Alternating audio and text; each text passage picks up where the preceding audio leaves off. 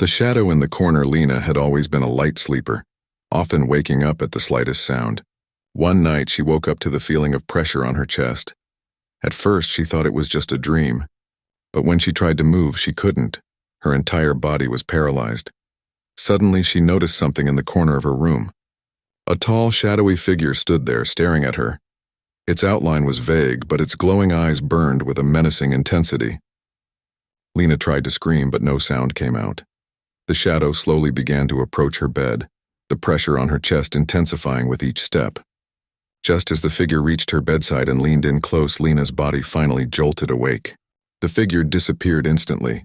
For weeks afterward, she avoided sleeping with the lights off, terrified that the shadow would return.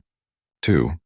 The old hag Tom was a college student pulling all-nighters for exams when he first experienced sleep paralysis. Exhausted, he collapsed into bed one night and drifted into a restless sleep. A few hours later, he woke up with a strange sensation of being watched. Opening his eyes, he was horrified to see an old woman sitting on his chest, her face inches from his. Her skin was wrinkled and pale, and her mouth twisted into a grotesque smile. Tom tried to push her away, but he couldn't move. The old woman cackled softly and whispered incoherent words in his ear. Panic set in as her cold hands wrapped around his neck. Just when he thought he would pass out, she vanished, and Tom was able to move again.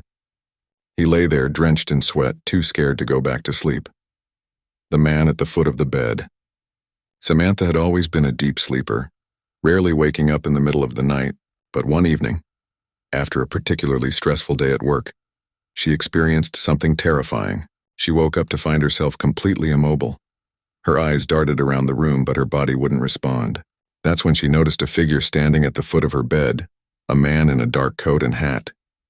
He stood motionless, watching her. His face was obscured, but she could feel his gaze boring into her.